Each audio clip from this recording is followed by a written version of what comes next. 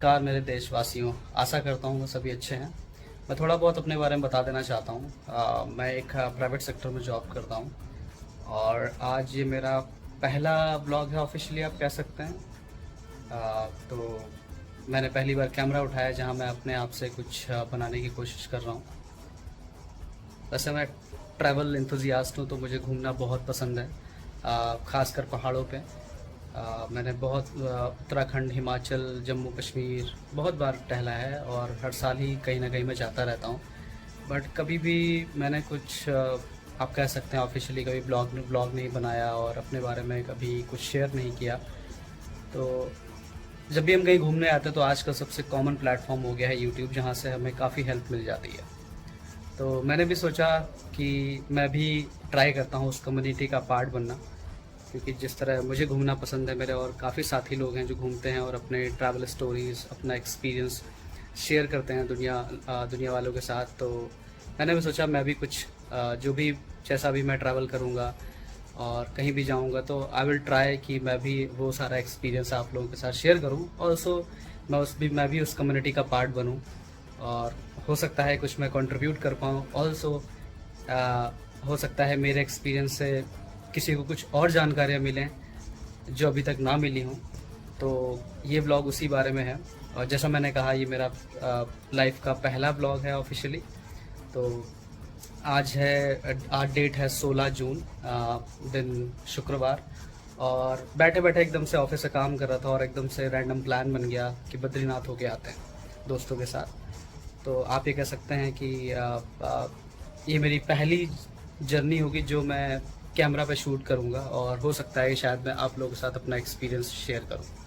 तो अभी रात में 11 बजे निकलने का प्लान बना है। मैं और मेरा एक साथी, मेरा एक फ्रेंड है, उसके साथ हम फोर व्हीलर से निकल रहे हैं। दिल्ली से पहले हम जाएंगे ऋषिकेश और फिर अपनी जर्नी आगे वहीं से कंटिन्यू करेंगे, फिर आगे बद्रीनाथ तक। अ, जैसा मैंने बताया कि मैं एक प्राइवेट सेक्टर में जॉब करता हूँ, तो वीकेंड है तो मेरे पास सिर्फ 2 ही दिन हैं, कह सकते हैं 2 दिन और 1 रात।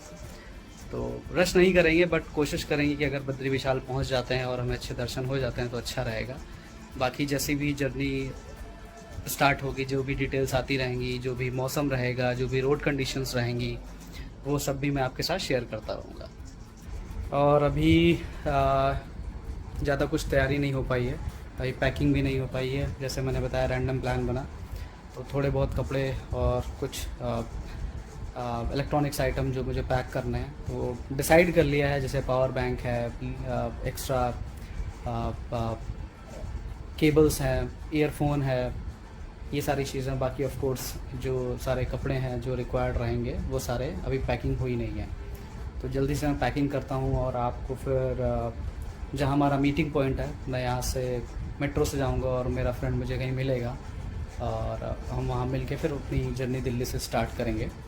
तो ज्वाइन करते हैं आपको वहीं मीटिंग पॉइंट पे जैसे मिलते हैं और फिर वहाँ से अपनी जर्नी की डिटेल आपको बताना शुरू करते हैं। जैसा भी जो भी एक्सपीरियंस होगा, मैं वैसे पहले भी जा चुका हूँ उत्तराखंड कई बार, और जोशीमठ भी मैं पहले जा चुका हूँ, मैं औली जा चुका हूँ, बट मैंने कभी ये एक्सपीरियंस शेयर नहीं किया। तो आज फर्स्ट टाइम मैं रोड जर्नी और जो भी एक्सपीरियंसेस मेरे पहले रहे कोशिश करूँगा, बताऊँगा। और अभी आज के दिनों में उसमें कितना डिफरेंस आया। वैसे मैं लास्ट ईयर ही गया था, बट मैं आपको बताते चलूँगा कि कैसा क्या रहता है। और कोई भी जानकारी आपको चाहिए तो आप कमेंट कर सकते हैं। तो हो सकता है अगर मुझे वो चीज़ पता रहेगी तो of course I will try my best to provide you all the details. चलिए फिर आपको वहीं ज्वाइन करते हैं। और जी लीजिए, हम पहुंच गए कॉनॉट प्लेस मेट्रो स्टेशन। करते हैं क्विकली एग्जिट, यहाँ से बाहर मिलते हैं। और जैसा कि मैंने बताया था, हम एक मीटिंग पॉइंट पे मिलने वाले हैं। तो मैं कनॉट प्लेस आ गया हूँ, बस थोड़ी देर में मेरा फ्रेंड आ ही रहा होगा और फिर हमारी जर्नी यहाँ से स्टार्ट होगी बद्रीनाथ की। पहले हम जाएंगे ऋषिकेश और फिर ऋषिकेश से बद्रीनाथ। चलिए वेट करते हैं तब तक। और फाइनली हमने कनॉट प्लेस से अपनी जर्नी स्टार्ट कर दी है। हमने हिट कर दिया है दिल्ली मेरठ हाईवे। और अभी तो यहाँ ट्रैफिक कम दिख रहा है, रोड्स काफ़ी अच्छे हैं। जो रेगुलर जाते रहते हैं उनको पता होगा, 4-5 साल पहले कंडीशंस नहीं है रोड्स की अच्छी थी इतनी।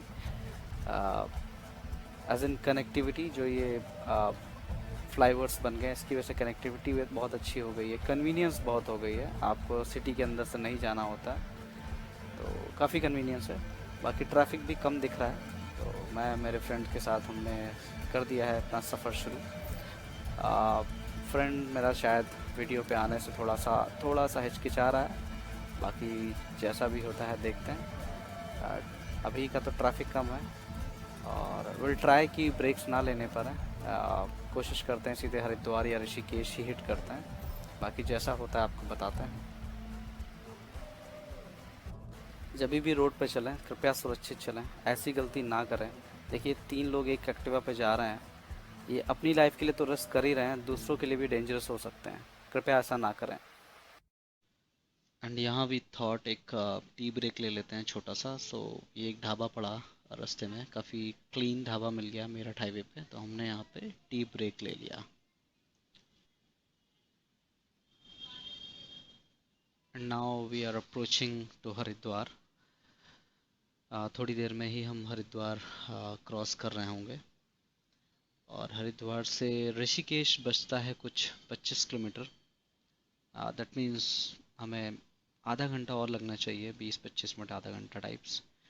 इतना ट्रैफिक तो नहीं है मॉर्निंग के टाइम, बट स्टिल लग जाता है। और ऋषिकेश में हो सकता है हम एक छोटा सा ब्रेक लें, हमें फ्यूल भी डलवाना है, तो will take a small break और फ्यूल डलवा के हम अपनी जर्नी दोबारा कंटिन्यू करेंगे। हमारी नींद 2 दिन से पूरी हो रही है, प्रॉपर हमने नींद ले रखी थी, तो अभी ऐसा कुछ फील नहीं हो रहा है। पूरी रात भी ड्राइव करके हम आए, स्टिल हमें अभी ठीक लग रहा है। तो हो सकता है हम कंटिन्यूअसली ड्राइव करें, क्योंकि जैसा मैंने आपको बताया हमारा वीकेंड का प्लान है। तो ये जर्नी हमें विल ट्राई कि हम वीकेंड में ही कंप्लीट कर लें। और हम पहुंच गए ऑलमोस्ट, हरिद्वार हम पहुंच गए, जय गंगा मैया की। और यहाँ से अब रह जाता है ऋषिकेश 23 किलोमीटर। और देखते हैं, बाकी आपको जैसा होता है बताते हुए चलते हैं।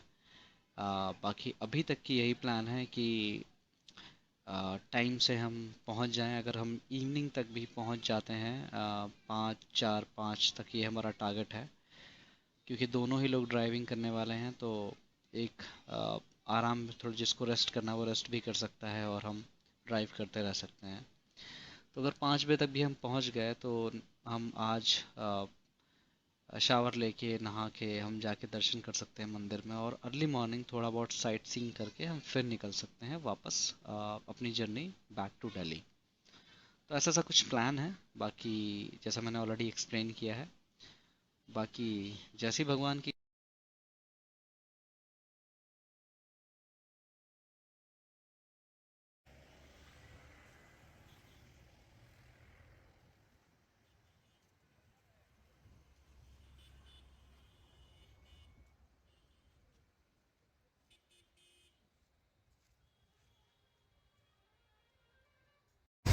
और सुबह के बज रहे हैं 8:30 और हम पहुंच गए हैं श्रीनगर टाउन।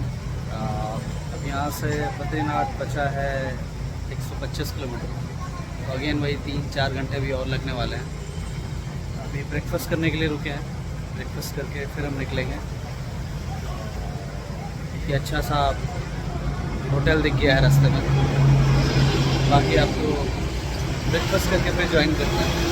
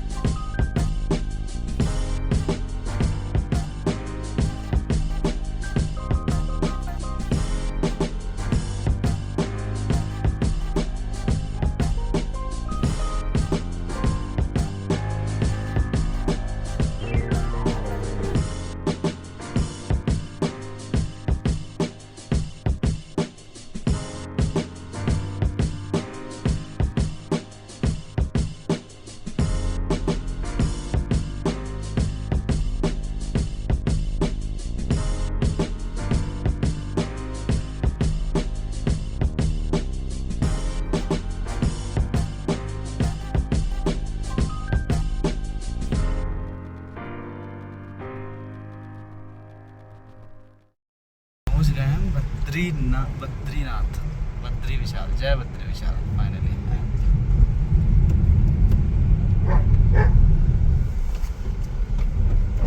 फाइनली हम आ गए हैं। आपको रूम टूर दे देते हैं। हमने एक रूम तो ले लिया है। बहुत महंगे रूम्स हैं यहाँ पे अभी, क्योंकि दर्शन का टाइम चल रहा है। तो ये कुछ रूम है अपना। टीवी है, वॉशरूम है, गीज़र है, नीट एंड क्लीन है रूम तो, और वॉशरूम भी ठीक ठाक है। 4500 कोट किया, नेगोशिएट करते करते हमने इसको 3000 में ले लिया है। तो अच्छा है। बाकी बाहर का व्यू कुछ ऐसा सा है। तो अभी प्लान हमारा है कि नहा धो के कोशिश करेंगे दर्शन अभी कर लें। अभी भीड़ कम होगी और फिर बैच जैसा भी होता है आपको हम दिखाते हैं। अब चल रहे हैं मंदिर की तरफ। अभी कुछ कंस्ट्रक्शन चल रही है यहाँ पे, काफ़ी कुछ बन रहा है।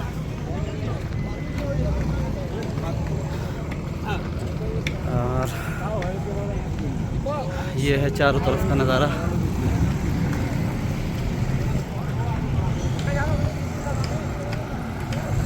देखो भैया, कार्य प्रगति पर है। नाइस, अमेजिंग बता। बद्रीनाथ मार्केट।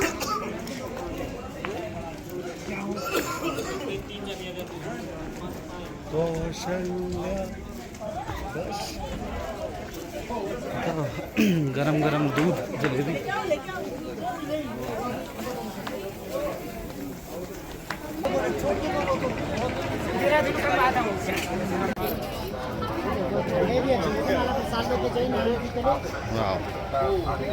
वाह, कमल में दर्द की शिकायत है, वह संस्थान के कार्यालय से आकर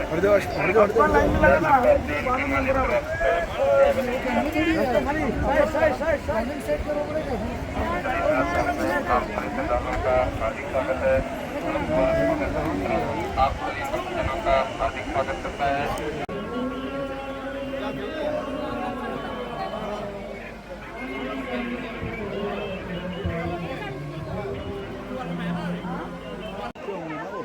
अपने पास तो पोर्टल ही नहीं चल रहा।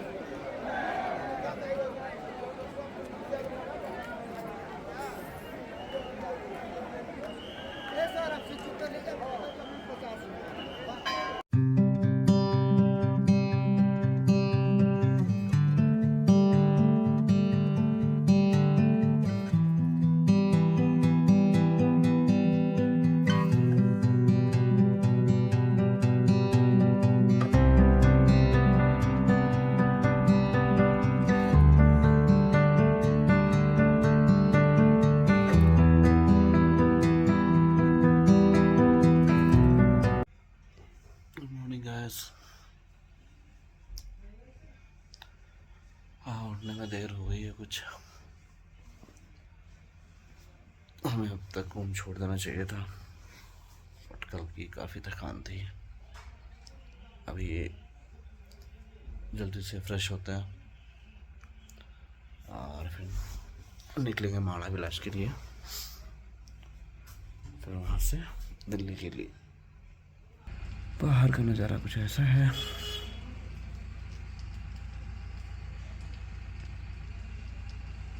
तो अब रेडी वेडी होके आ गए हैं बाहर। अब प्लान बन रहा है माणा विलेज जाएंगे यहाँ से।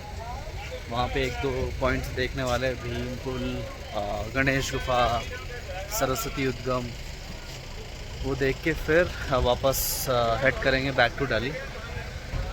व्यूज़ बहुत अच्छे हैं, बहुत अमेजिंग व्यूज़ हैं।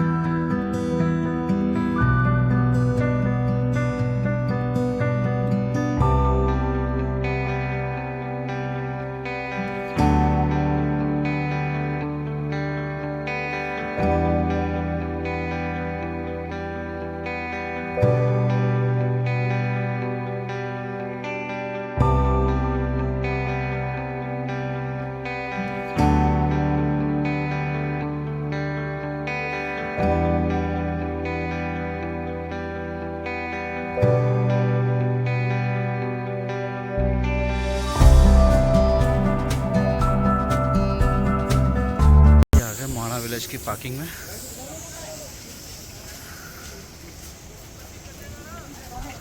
वाटरफॉल दिख रहा है, सरस्वती नदी। क्या क्या देखेंगे फिर से था ना? गणेश गुफा, हाँ। व्यास गुफा, भीमपुल पे सरस्वती नदी का जन्म स्थान है। सरस्वती नदी यहीं 400 मीटर पे खत्म होती है।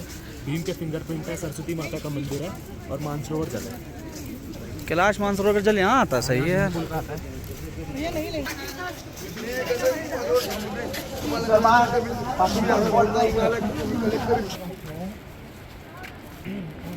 यही है माणा गाँव, यहीं से चलेंगे। और घूम के ऐसे आएंगे ना। पेंटिंग के बारे में बताएंगे थोड़ा आपको। यह है पांडवों की पेंटिंग। तो पांडव जो लोग थे ना, पीछे है कुत्ता ने ऊपर, तो पांडव जो लोग थे यहीं से आगे स्वर्ग के लिए गए थे। तो जो लास्ट तक जाता ना उनके साथ युधिष्ठिर और कुत्ता जाते। बाकी 4 भाई द्रौपदी जो है ना यहाँ से आगे के ट्रैक में मर जाते हैं। और हम लोग जा रहे हैं अभी गांव के रास्ते से। यहाँ से आपको गांव दिखाते हुए जाएंगे, फिर ऐसे घूम के आएंगे और यहाँ से थोड़ा। अच्छा, तो ये जो आप कह रहे हो मर जाते हो वो तो पता है, लेकिन जो केदारनाथ वाला कांड हुआ था, जो केदारनाथ जो शंकर जी के पीछे भागे, तो वो वाला पहले हो चुका था, इससे वो पहले पहले होने के बाद यहाँ आए थे। अच्छा, सतोपंथ फिर यहीं से गए। आपको पता नहीं, ये गलियाँ हैं हमारे गाँव की। अच्छा, भीम पुल का रास्ता इधर से है।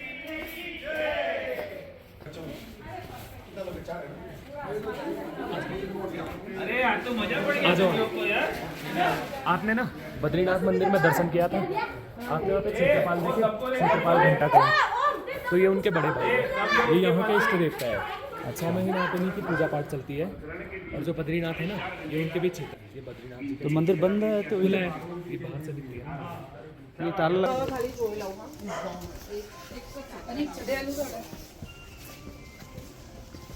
आइए सर, आइए। सबसे पहले कर आओ, आइए हम यहाँ पे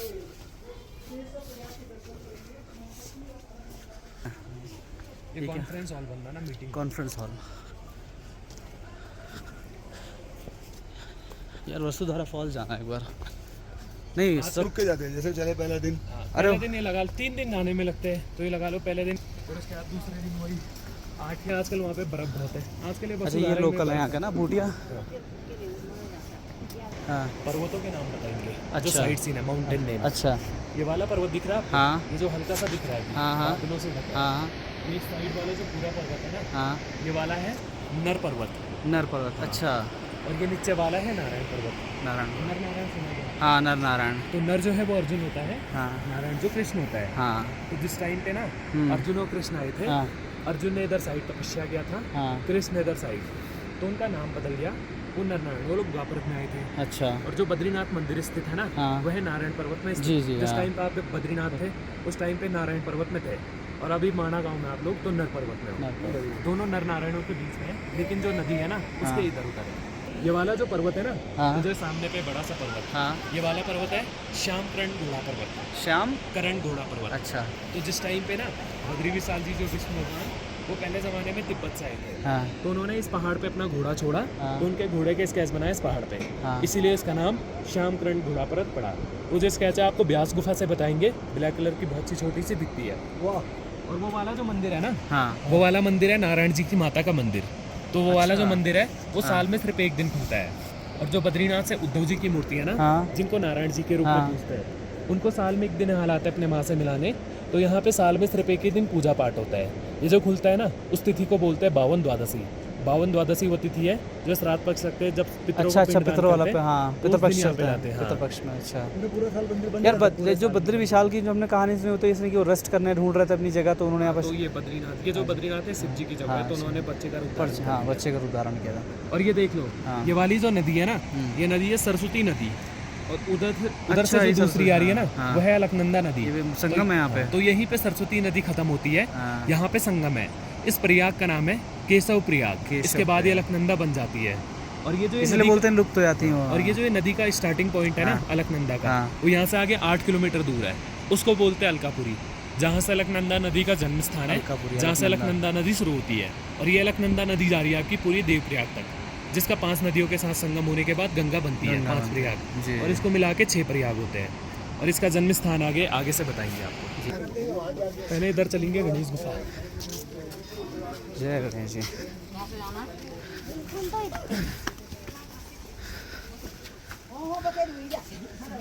क्या गलियाँ हैं यार, अच्छा लग रहा ना। होम स्टे भी है यहाँ पे, यहाँ के रह सकते हो। यहाँ से ऊपर 200 मीटर पे व्यास गुफा। तो व्यास गुफा पे बैठ के वेद व्यास जी ने 17 पुराण और 4 वेद की रचना की थी। तो जब उनकी मन की शांति नहीं हुई, आत्मसंतुष्टि के लिए उन्होंने 18 पुराण लिखाना चाहा। तो जो 18 पुराण है वो श्रीमद् भागवत और महाभारत, उसके लिए उन्होंने पहले ब्रह्मा जी का आह्वान किया, वेद व्यास जी ने। तो ब्रह्मा जी प्रकट हुए। फिर ब्रह्मा जी ने वेद व्यास जी को बोला गणेश जी का आह्वान करो, क्योंकि गणेश जी से अच्छा लेखा कोई था नहीं। तो फिर उन्होंने गणेश जी का आह्वान किया, तो गणेश जी प्रकट हुए। फिर वेद व्यास जी ने गणेश जी से बोला पुराण लिखनी है और महाभारत। गणेश जी ने कहा ठीक है, लेकिन वेद व्यास जी ने बोला मेरी एक शर्त है, अगर जो शब्द मैं बोलूँगा उसका अर्थ तुम्हें सोच समझ के लिखना पड़ेगा। गणेश जी ने कहा ठीक है, लेकिन गणेश जी ने भी वेद व्यास जी को बोला मेरी भी एक शर्त है, अगर आपने जहाँ से बोलना छोड़ दिया तो मैं वहाँ से लिखना छोड़ दूँगा, आपको कंटिन्यू बोलना पड़ेगा। ठीक है, वेद व्यास जी ने बोला।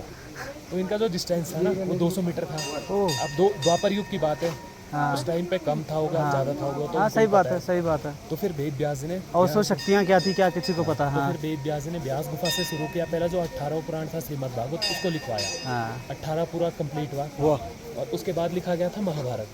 तो वेद व्यास जी व्यास गुफा से बोलते थे महाभारत, और गणेश जी गणेश गुफा पे बैठ के लिखते थे। तो जिस टाइम पे लिख रहे थे वो महाभारत, तो उस टाइम पे सरस्वती माता आई, उनकी जो, और गणेश जी को लिखना है सुनने में, तो गणेश जी की कलम टूट गई थी। फिर गणेश जी ने अपना एक दांत तोड़ा और दांत से लिखा। उसके बाद वेद व्यास जी ने सरस्वती को श्राप दिया। श्राप ये दिया कि यहाँ से आगे तुम्हारा नाम खत्म हो जाएगा। तो सरस्वती नदी है जो इसीलिए ख़त्म होती है क्योंकि उनको मिला है श्राप, जो आपको दिखाया था 400 मीटर पे। और जिस टाइम पे ना ये पुराण और महाभारत लिखी गई थी, उस टाइम पे बुक पेन नहीं रहता था। हाँ। जैसे इस टाइम पे बुक और पेन है, तो पहले ज़माने में रहता भोजपत्र था आपका भोजपत्र और मोरपंखी कलम। तो जो आज से उतने 1000 साल पहले जो भोजपत्रों के जो एक्स्ट्रा ब्लैंक पेज रहे ना, वो व्यास गुफा पे वैसे रहे तो पत्थर बन गए। तो वहाँ पे जो पत्थर है उसकी जो आकार है, जैसे बंद बुक रहती है पेज बाय पेज टाइप में, वैसे दिखते हो व्यास गुफा पे। आप लोग दर्शन कर लो व्यास गुफा से। हाँ सही करो। जो ये दांत तोड़ा था परशुराम जी ने तोड़ा था, तो मतलब उसका जो बोल हुआ है वो महाभारत में हुआ है, वेस्ट ना जाए। वेस्ट नहीं किया। गणेश गुफा।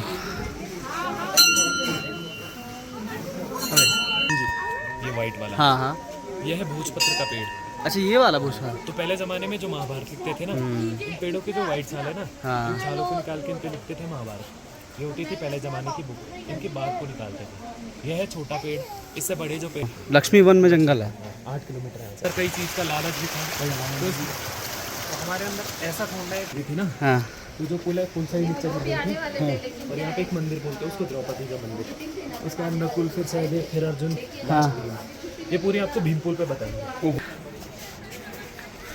का पेड़ एक और ऑक्सीजन।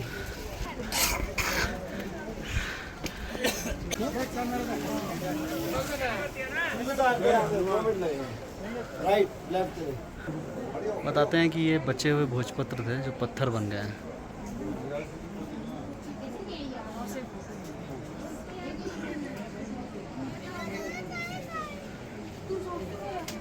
Amazing view. और यहाँ बैठ के वेद व्यास जी ने गणेश जी को बोल के सुनाई थी टेक्स्ट, और गणेश जी ने फिर वहाँ से गुफा से लिखी हैं।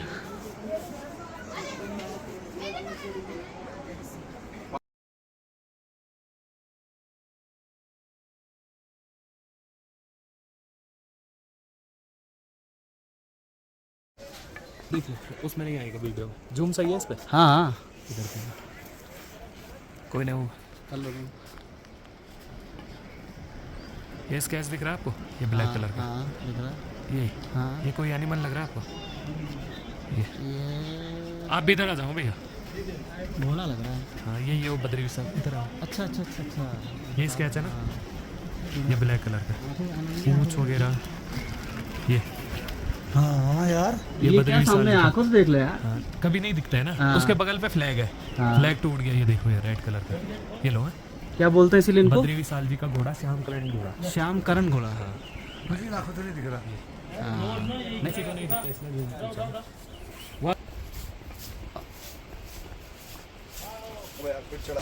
जा रहे हैं भीमपुल, सरस्वती नदी का उद्गम देखने। वाह,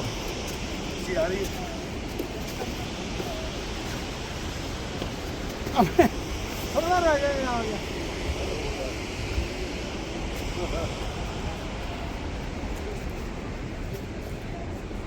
ना लास्ट पॉइंट है, फिर यहाँ से बात। ये कहाँ जा रहा है रास्ता? ये वही वसुधारा वाटरफॉल के लिए। ओहो। यहीं से आगे पांडव लोग गए थे स्वर्ग के लिए। के लिए गए थे। वो चाय की दुकान इधर से आप आए ये ऊपर ऊपर ऊपर ऊपर है यार। 100 मीटर, 100 मीटर से कम ही है। 100 मीटर से कम। एक दिन में अप डाउन। तो आप कह रहे हो सितंबर में आता कि दिखाई? सरस्वती जी का उद्गम है।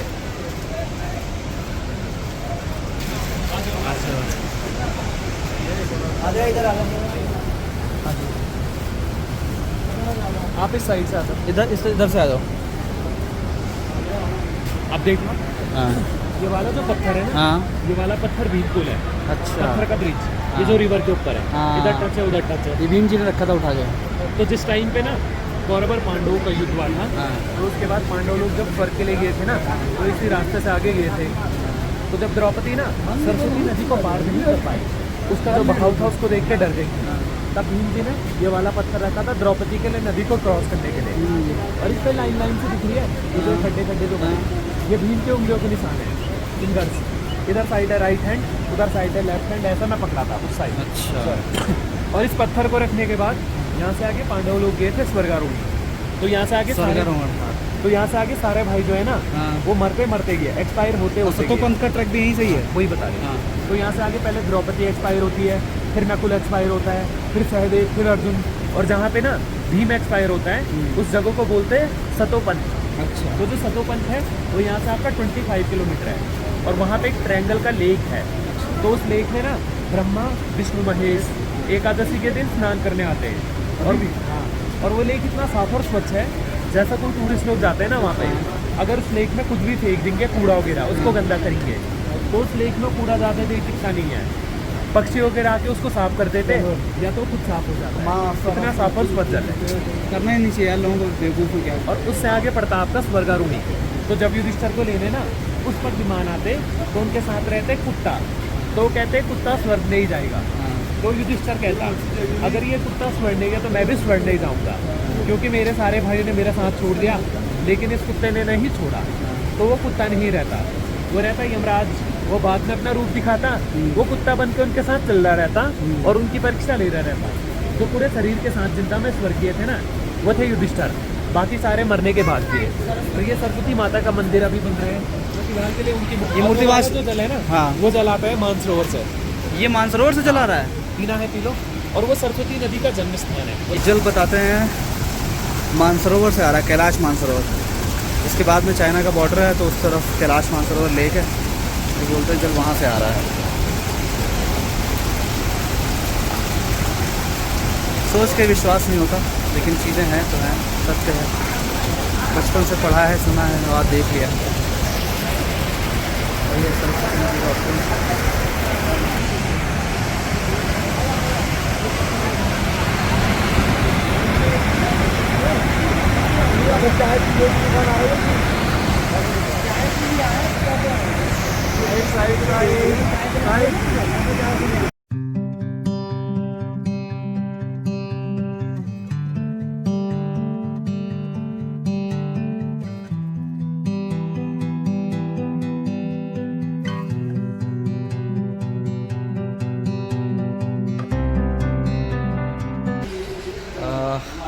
चमोली पहुंच चुके हैं हम लोग। अभी एक जगह रुका हूँ रेस्टोरेंट में, कुछ खाने पीने के लिए, लंच करने के लिए, और मौसम बहुत अच्छा हुआ। खाना बस हमने भी फिनिश किया है।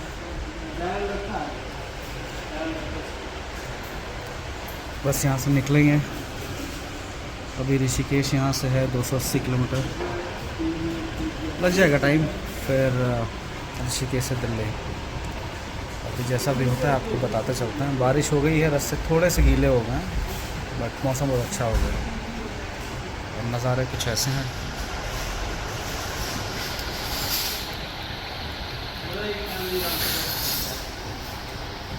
चलिए ज्वाइन करते हैं आपको थोड़ी देर में। और ये है वो रेस्टोरेंट जहाँ हम रुके हुए थे। चमोली ज़िले में आता है। यहाँ पे एक ये कल्पेश्वर महादेव मंदिर भी है। तो हम नहीं जा रहे हैं यहाँ पे क्योंकि ऑलरेडी लेट हो चुके हैं, तो अब निकलेंगे यहाँ से। बट अच्छा रहा सफ़र यहाँ तक की। रोडें कुछ ऐसी हैं, रोडें अच्छी हैं। जब ये ऑल वेदर रोड जब से बन गया है तो रोड अच्छी हैं। एक दो जगह पैचेस आते हैं, और आई वुड से कि 3-4 जगह पैचेस आते हैं जहाँ कीचड़ होता है, बट ओवरऑल मैं कहूँगा 90% रोड्स अच्छे हैं।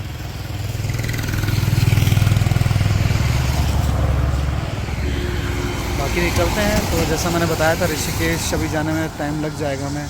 हो सकता है 1-2 स्टॉप हम और रास्ते में लें, और बाकी दिल्ली पहुंचते पहुंचते हमें लग जाएगा, हो सकता है कि हम सुबह 3 बजे या 4 बजे, 13-14 घंटे लग जाएंगे। But so far so good, अच्छा रहा हमारा सफ़र। चलिए चलते हैं। और देवप्रयाग फाइनली पहुंच चुके हैं हम।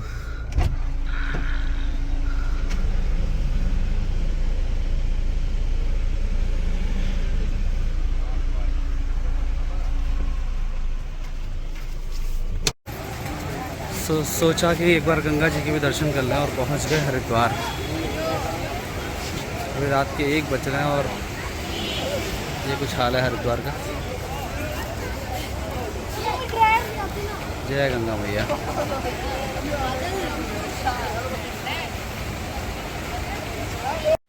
सो finally we reached, it's 5 AM in the morning. हम ऑलमोस्ट दिल्ली के बॉर्डर पे पहुंच गए हैं, और इतना टाइम एक्सपेक्टेड था कि इतना टाइम लग ही जाएगा, बट ओवरऑल जर्नी काफ़ी अच्छी रही।